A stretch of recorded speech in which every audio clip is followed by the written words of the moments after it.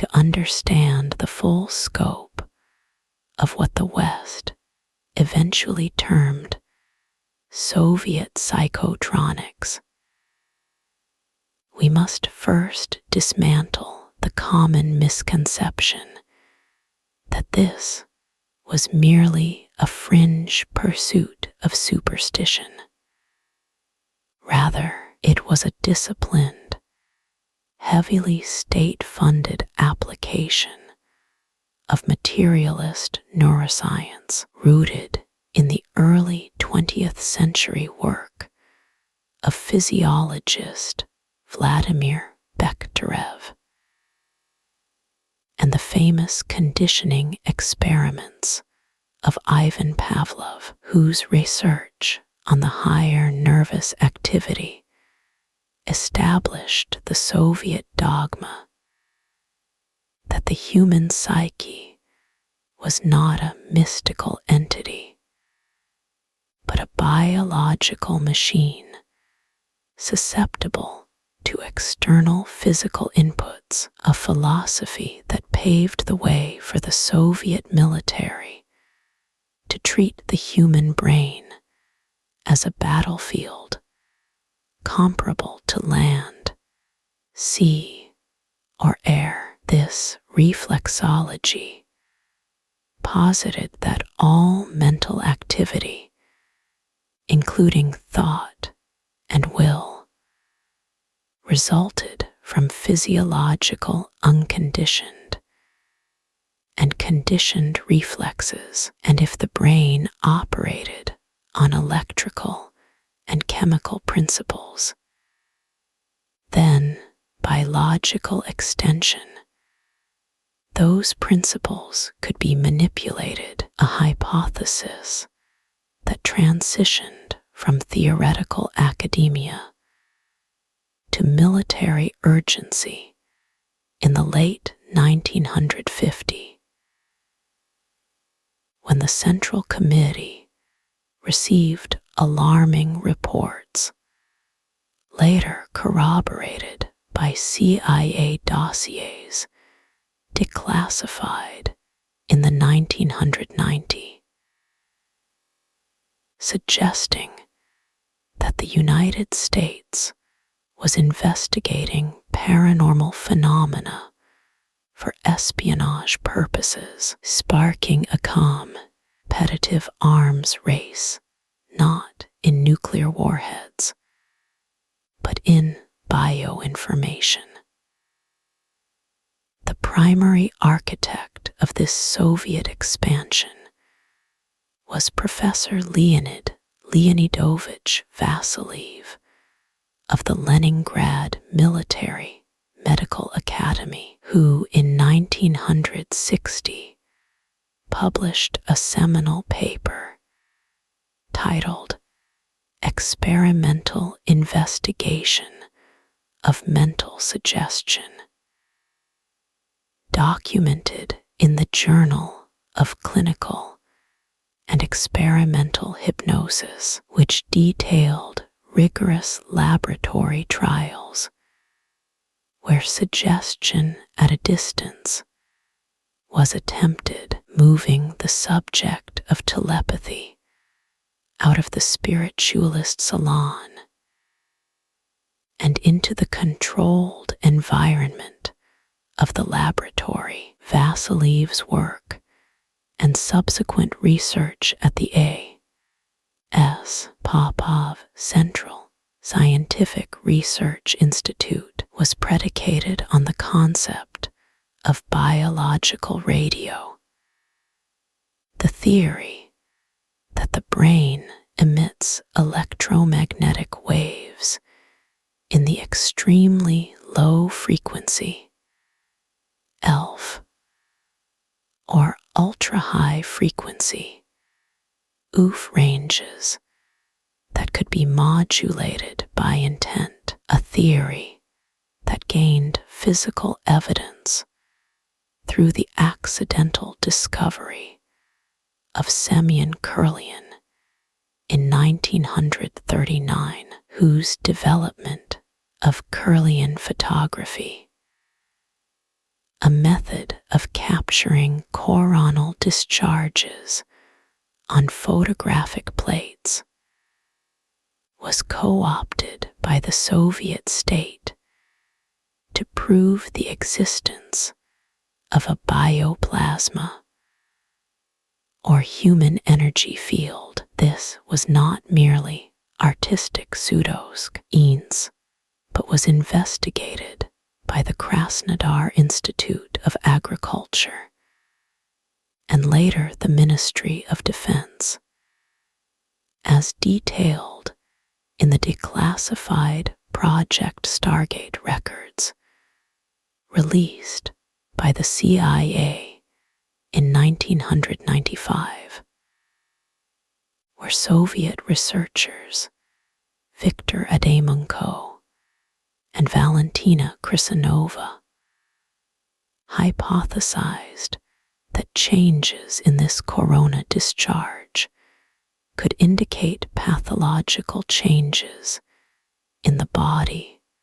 or emotional states, thereby providing a visual readout for the efficacy of psychic shielding or attack. This empirical drive to measure the unmeasurable led to the sensationalization of human sensors,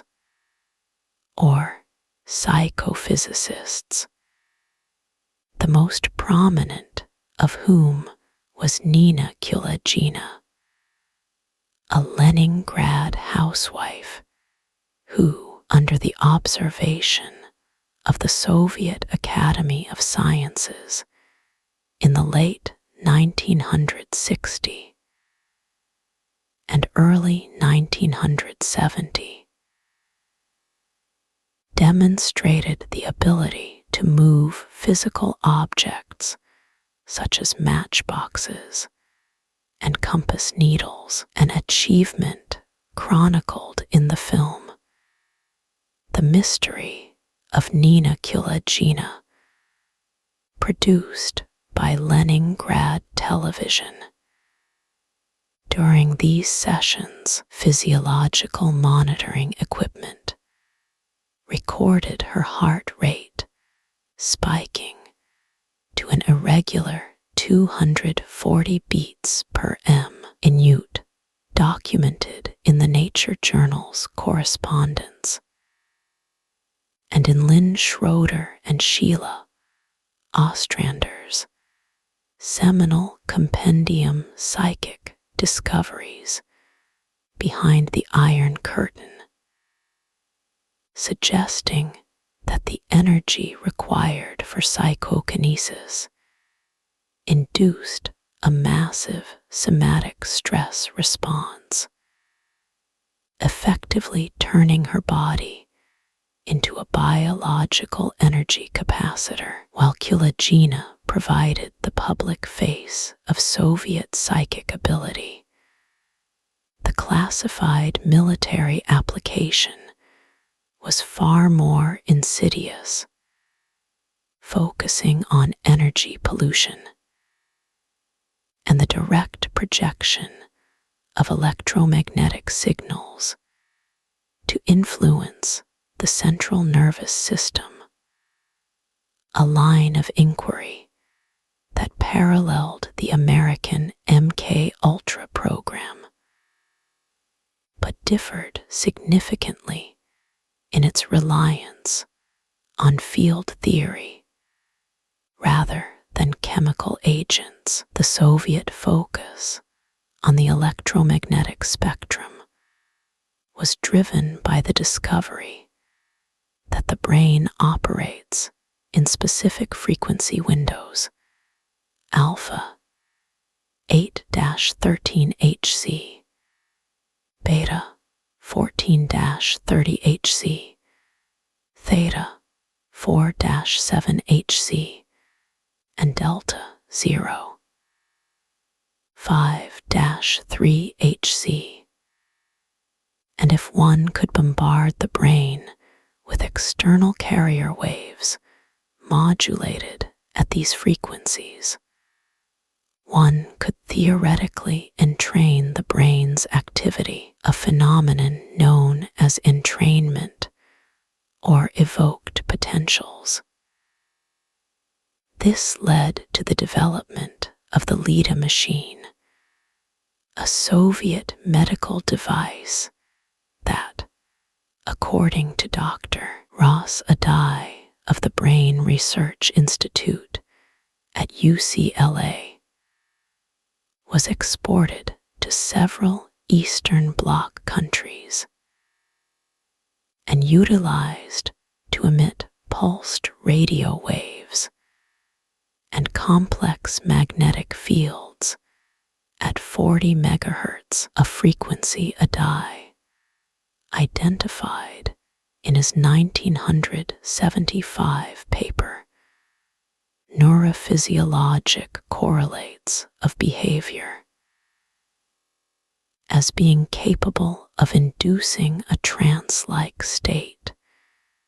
and suppressing defensive behavior in animals.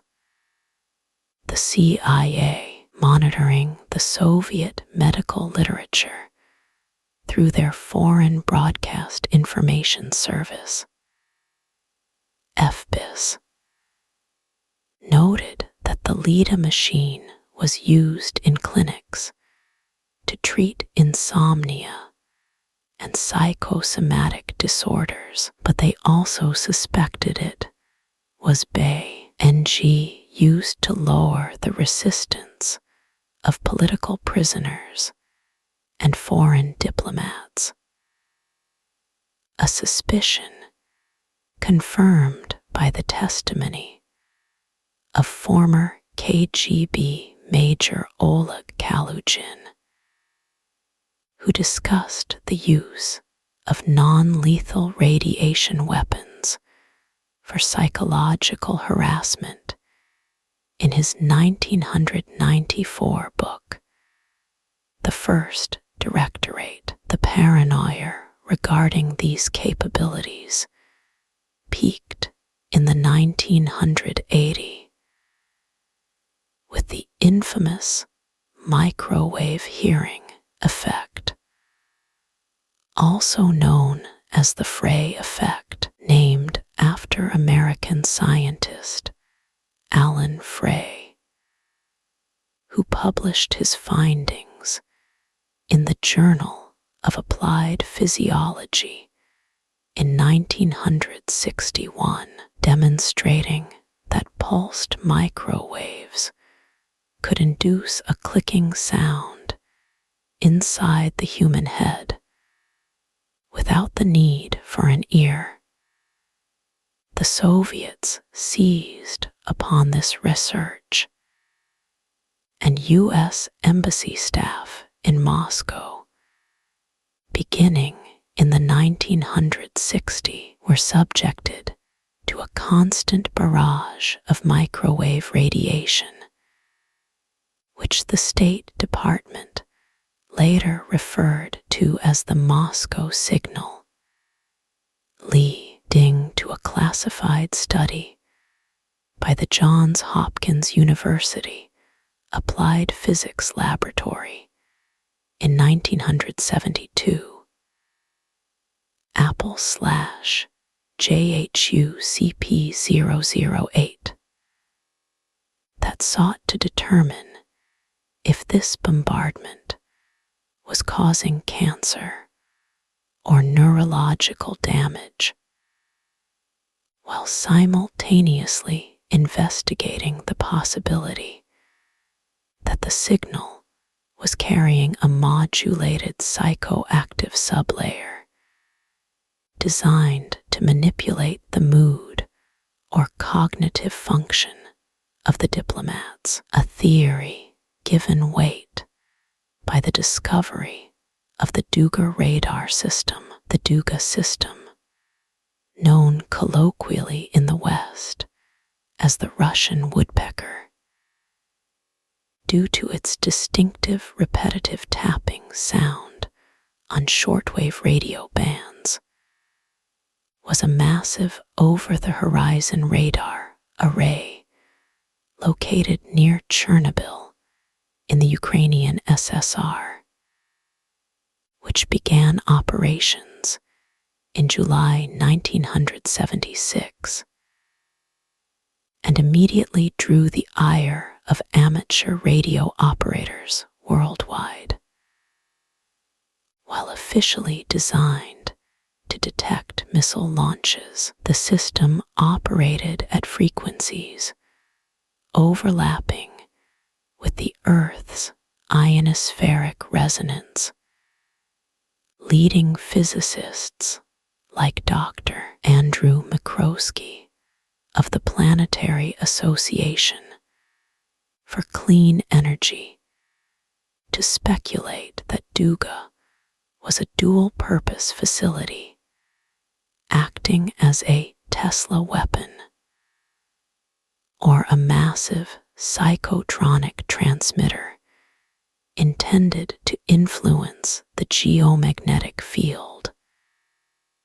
and thereby the psychophysiological state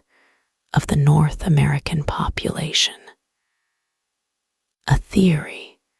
that resonated with the earlier research of Professor L. Vasilev into the influence of geomagnetic storms on telepathic ability. This intersection of meteorology and psychic warfare was deeply embedded in the Soviet research methodology. In the 1970s, the Institute of Higher Nervous Activity and Neurophysiology in Moscow conducted studies cited by journalist Jim Marrs in Spies, correlating sunspot activity and solar flares with the success rates of remote viewing sessions, suggesting that the noosphere, the sphere of human thought, was susceptible to cosmic and atmospheric interference. Consequently, the Soviet military sought to weaponize this link, developing what Dr. Igor Smirnov of the Institute of Psychocorrection in Moscow later termed psychocorrection, a method of using computerized acoustic subliminal messages to influence the subconscious mind. This technology was reported by the Washington Post in 1993. After Smirnov traveled to the United States to market his technology to the FBI, and the FBI's Behavioral Science Unit for use in the Waco siege. Though the technology was ultimately not deployed, the very existence of a Russian Institute of Psychocorrection confirmed to Western intelligence that the Soviets had moved far beyond simple laboratory experiments into the realm of operational psychological weaponry. The empirical basis for these terrifying capabilities was further cemented by the work of Dr. Gennady Sergeyev of the Popov Institute, who utilized sophisticated magnetometers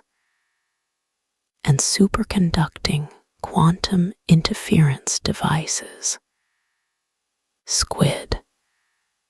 to measure the magnetic fields generated by the human body, claiming that telepathic transmission was accompanied by a detectable shift in the subject's magnetic polarity. These experiments, replicated under the auspices of the International Association for Psychotronic Research, founded in Prague in 1973, suggested that the biocommunication channel was mediated by low-frequency magnetic fields, which penetrate shielding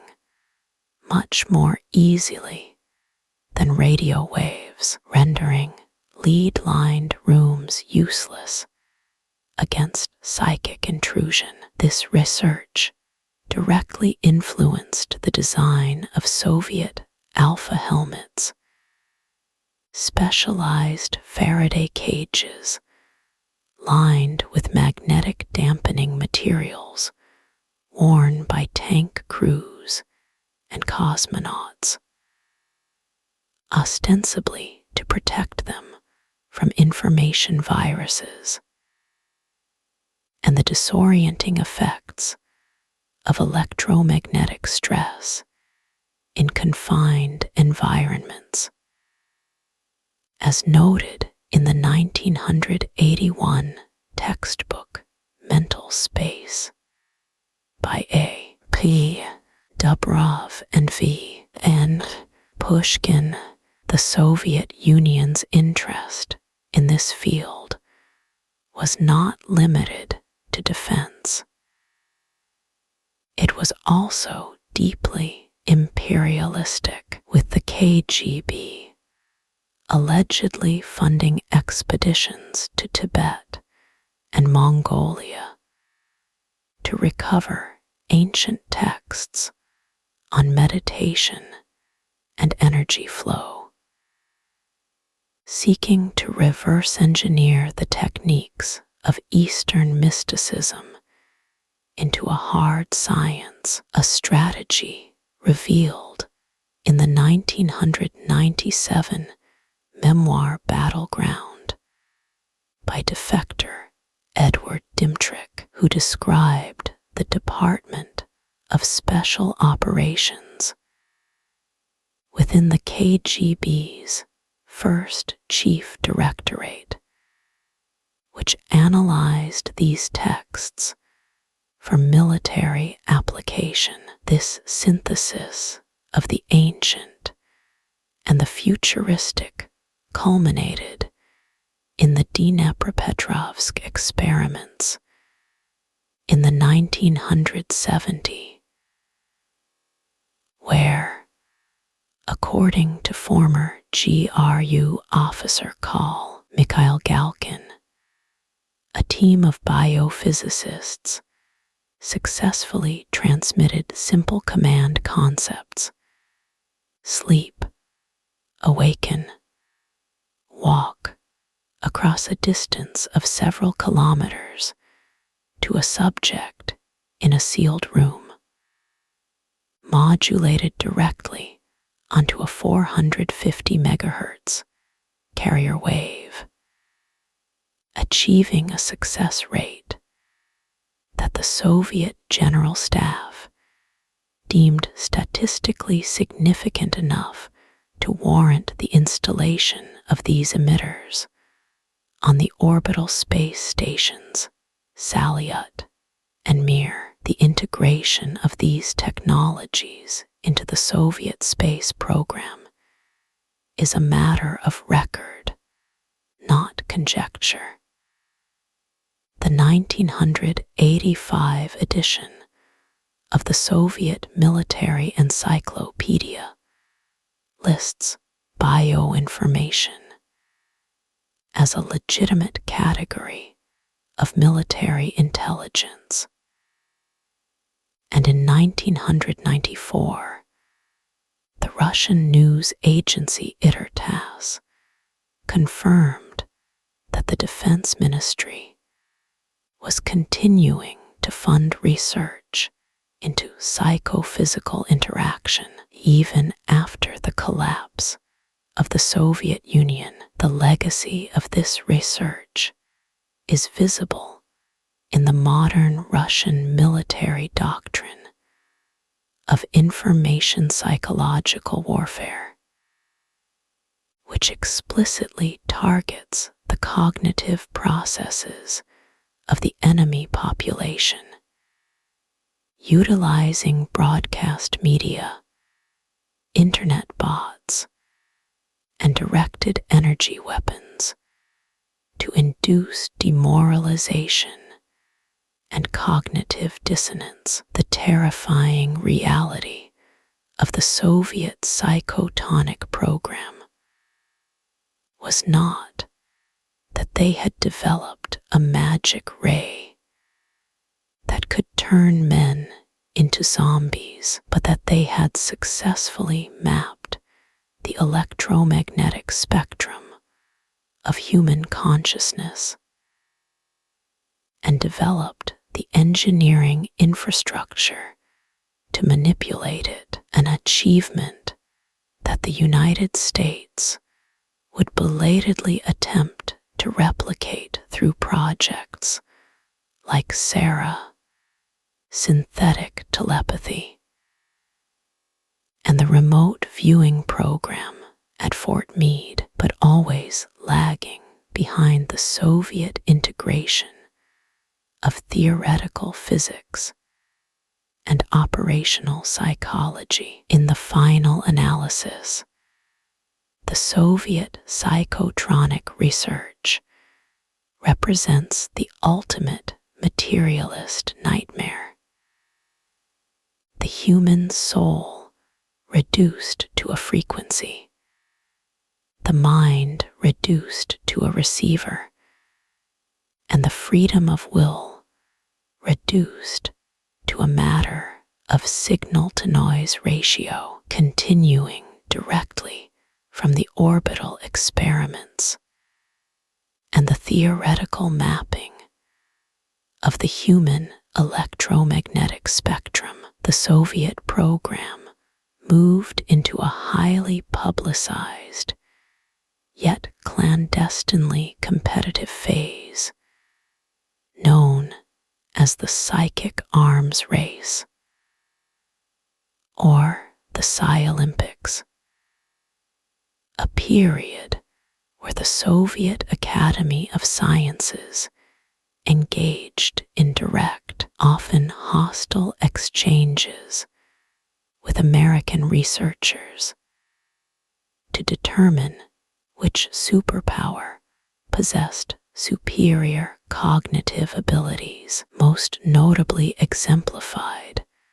by the 1973 telepathic chess experiment conducted between Moscow and the United States, where Grandmaster Viktor Korchnoi sat in Lan Dan while his assistant, the famous psychic Wolf Messing, though Messing had died in 1974. This often refers to the subsequent experiments with Yuri Kamensky in Moscow and Helmut Schmidt in the US, attempted to transmit chess moves purely via mental imagery.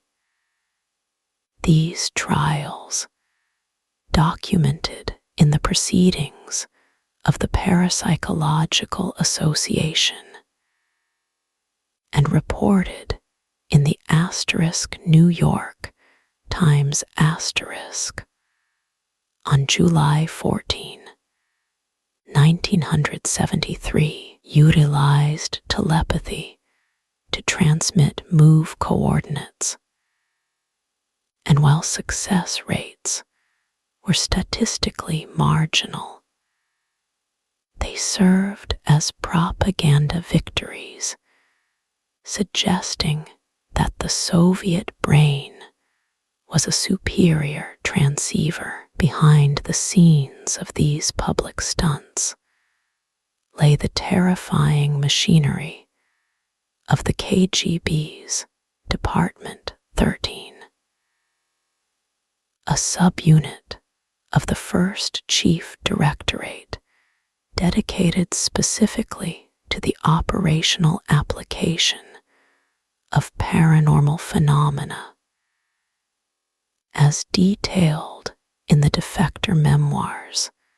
of Yevgeny G. Valerv and later corroborated by the Mitrokhin archive files, which revealed that the KGB was not just interested in detecting telepathy, but in weaponizing it through a process they termed remote influencing, utilizing a grid of sensitive individuals who would attempt to psychically suppress the will or induce physical illness in enemy targets, a technique allegedly tested on Soviet dissidents and visiting Western dignitaries. This operational aggression coincided with the deep theoretical work of Dr. Nikolai Kozyrev, a brilliant astrophysicist imprisoned in the Gulag, who developed the concept of causal mechanics, or the density of time, arguing that time is not merely a dimension, but a carrier of energy that can be harnessed, a theory published in Asterisk Problems of Economic Cybernetics Asterisk in 1980. Kozyrev's experiments with gyroscopes and weighing scales suggested that human consciousness could alter the density of time and thereby affect physical matter instantaneously, providing the missing mathematical link that Soviet hard scientists needed to legitimize psychotronics, moving it from parapsychology into the realm of torsion field physics, where the spin of subatomic particles creates a field capable of carrying information without energy loss, a mechanism perfectly suited for the transmission of bioinformation. The practical application of Kozyrev's torsion fields was explored by the military research facility at Baikonur Cosmodrome, where, according to the 1997 report by the Defense Intelligence Agency, DIA, translated from the Russian technical journal Asterisk, Technika I Vorozheny Asterisk, the Soviets developed torsion generators capable of restructuring the physical properties of materials at a distance, allegedly used to harden titanium alloys for spacecraft, and more disturbingly, to disrupt the synaptic functions of the human brain by scrambling the torsion fields of the DNA molecule. This descent into the subatomic manipulation of the mind brings us to the notorious bioinformational wars of the late 1970s and 80, where the Soviets allegedly deployed devices like the SCAT-2 or MARA, portable psychotronic emitters designed to cause auditory hallucinations, anxiety, and disorientation in crowds, devices that were reverse engineered by Western intelligence. After being deployed on the battlefields of Afghanistan, where Soviet special forces reportedly utilized them to induce panic in Mujahideen fighters, a claim substantiated by CIA field reports compiled in the *Red Psi Arclee Project analysis in 1985. Simultaneously, the domestic application of these technologies was pervasive, with the KGB utilizing a network of psychic detectives and healers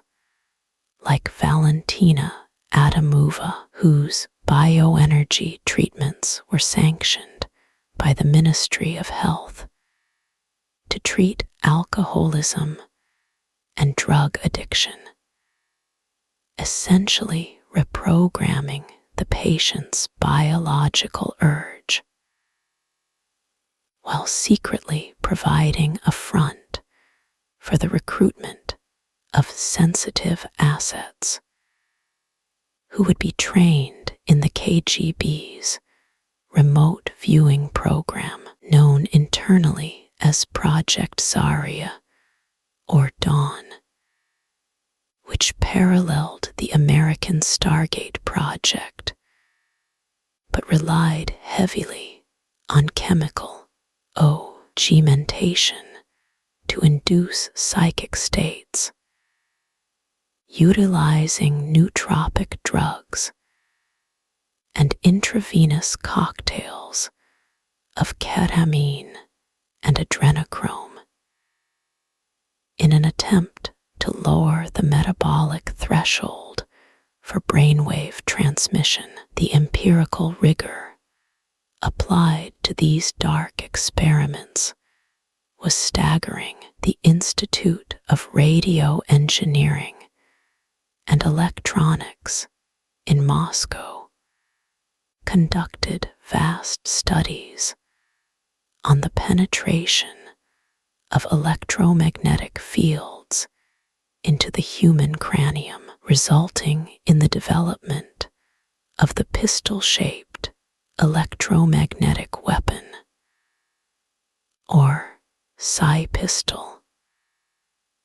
a handheld device tested in the 1990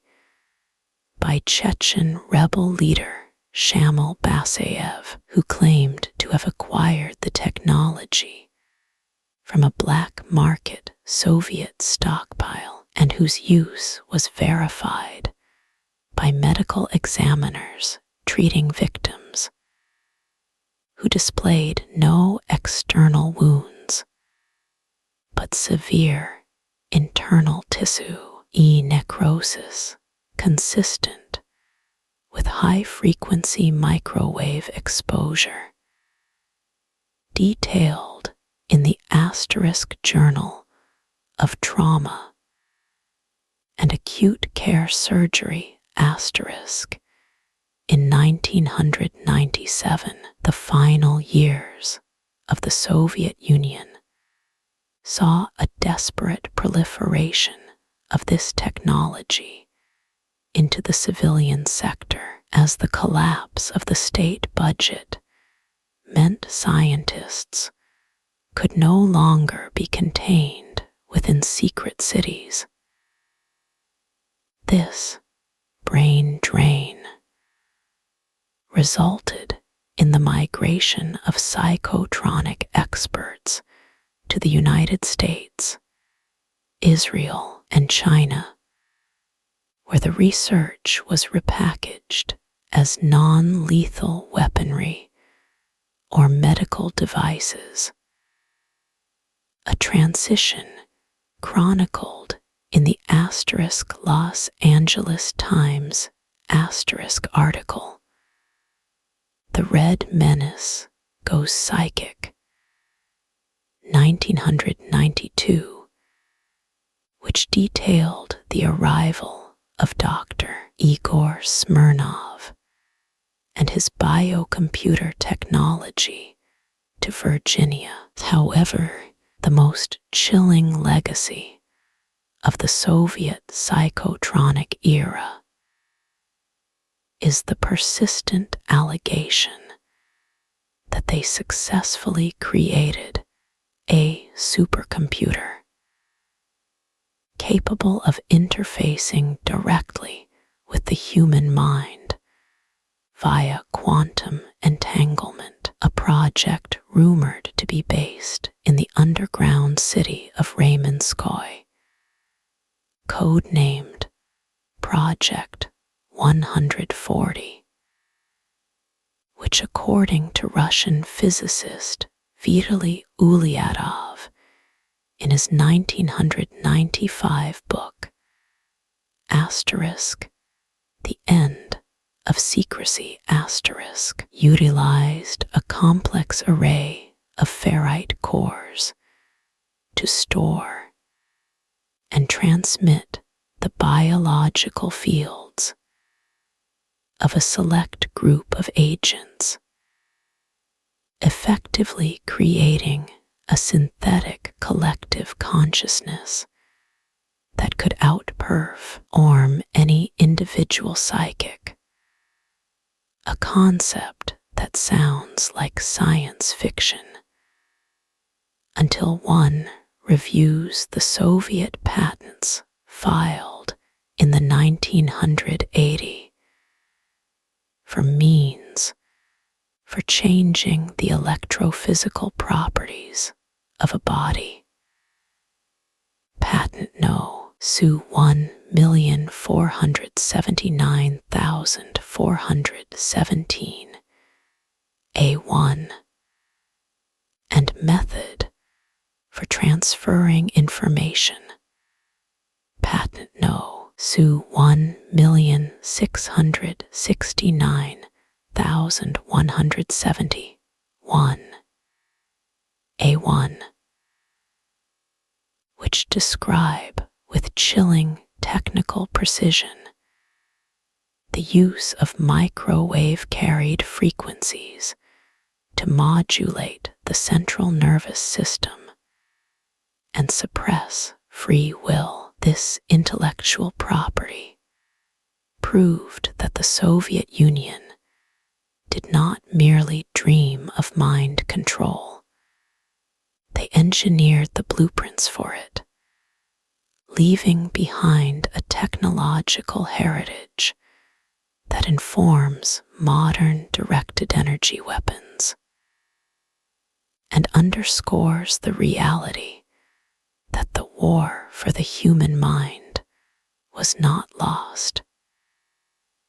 It merely went silent, hidden behind the static of a new digital age. As the dust settled on the Soviet collapse and the chaotic privatization of the 1990s took hold, the theoretical underpinnings of the Soviet Psychotronic program underwent a radical transformation from military secrecy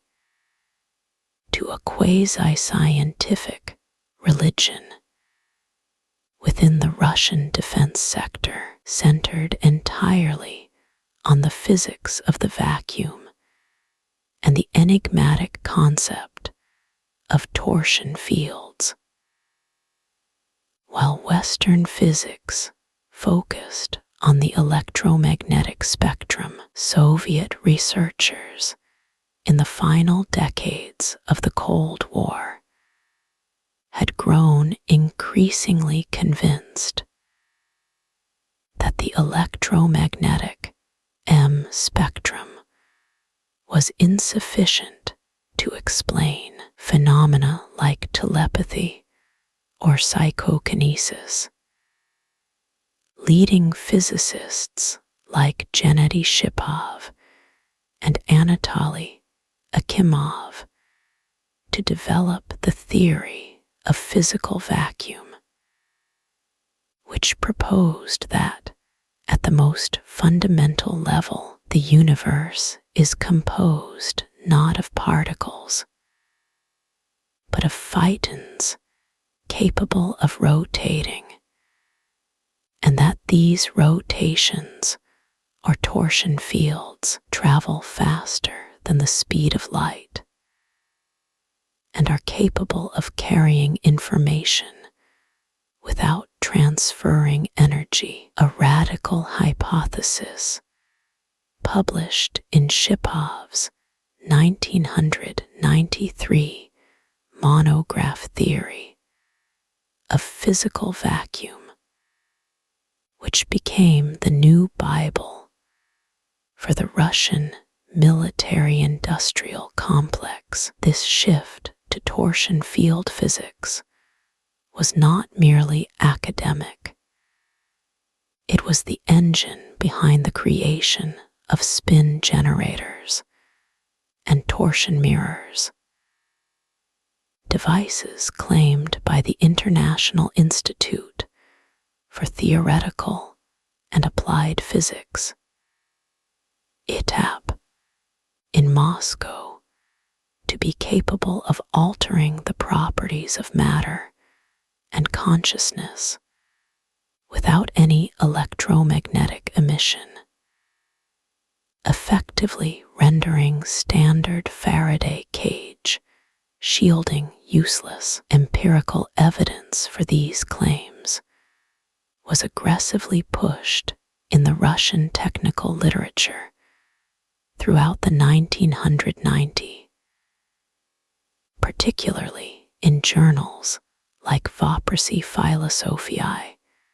Questions of Philosophy, where studies claimed that exposure to torsion fields could change the electrical conductivity of semiconductors and, alarmingly, alter the emotional state of human subjects by imprinting informational templates onto the right hemisphere of the brain. This research culminated in the establishment of the private firm Vents, established by former Ministry of Defense scientists, which marketed torsion-based neutralizers to the Russian oligarchy and the military, claiming they could protect against radiation and psychotronic attack, a commercialization that was analyzed with alarm by the U.S. Army Foreign Science and Technology Center in the seminal 1999 report, The Mass Control of Thinking and the Electromagnetic Spectrum, which detailed how the Russian military had operationalized Akimov's torsion generators to refocus the morale of soldiers and create zones of informational hygiene on the battlefield. This evolution of the technology was accompanied by a disturbing refinement in the methods of biotelemetry, the ability to remotely monitor and influence the physiological functions of a target, a capability that transitioned from the theoretical Duga over-the-horizon radar to the portable and highly directed systems utilized by the Federal Security Service, FSB, in the Chechen conflicts. The empirical basis for this specific targeting was laid out in the research of Dr. Ross Adai and the previously mentioned Leda machine.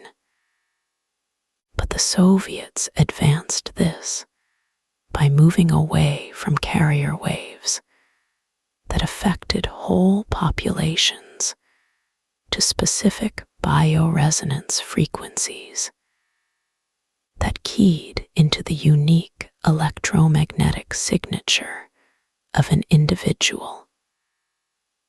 a technique referred to in KGB manuals as Novichok, newcomer, in the context of psychological weapons. The terrifying efficacy of these directed bioresonance weapons was allegedly demonstrated during the 1995 Budyonnovsk hospital crisis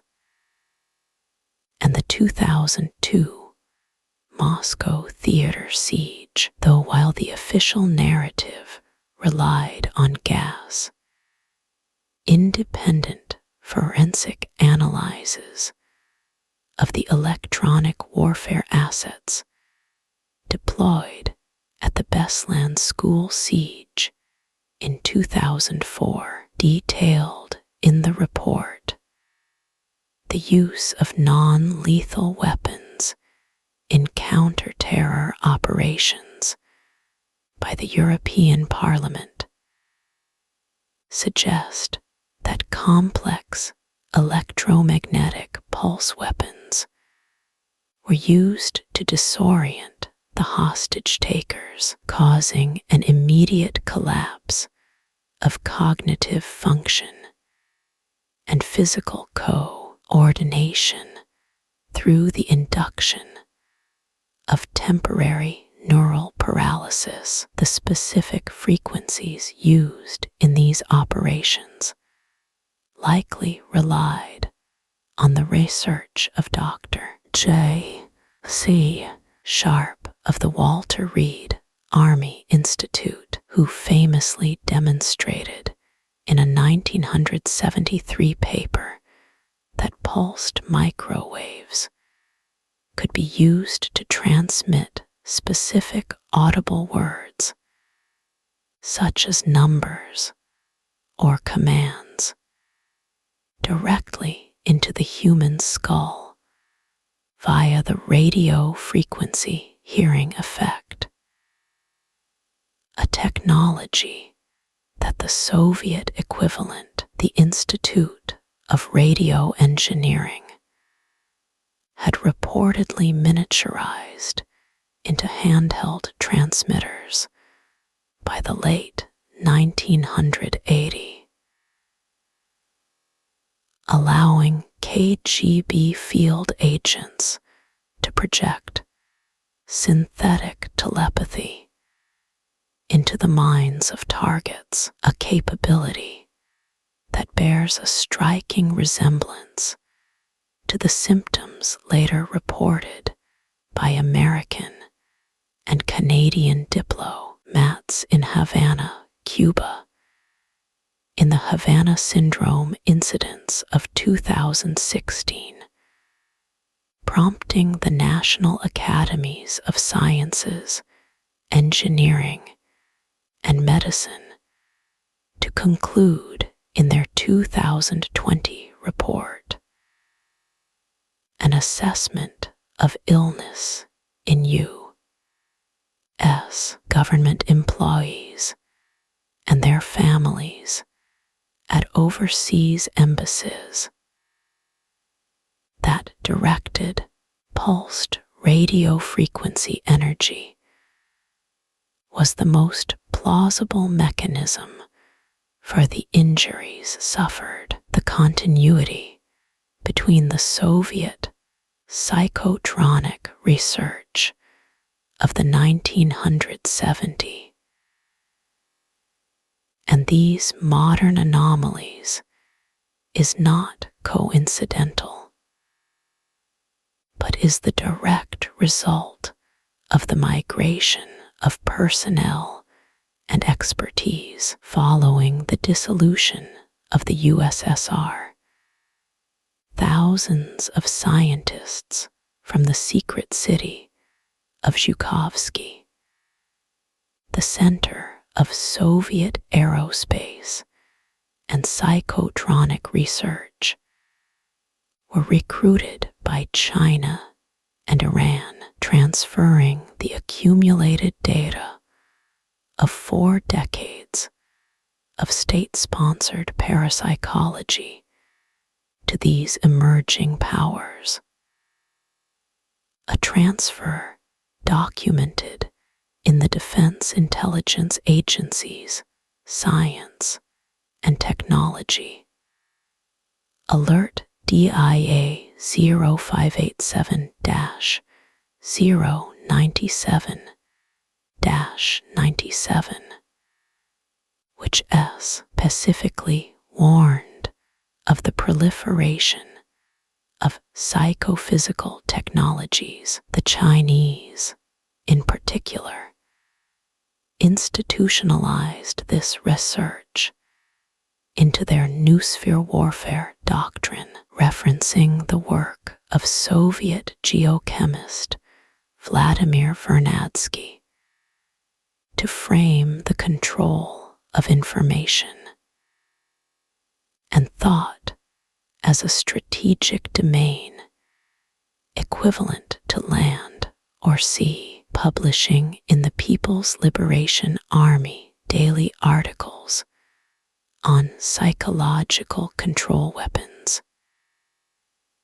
that echo the earlier writings of Vasiliev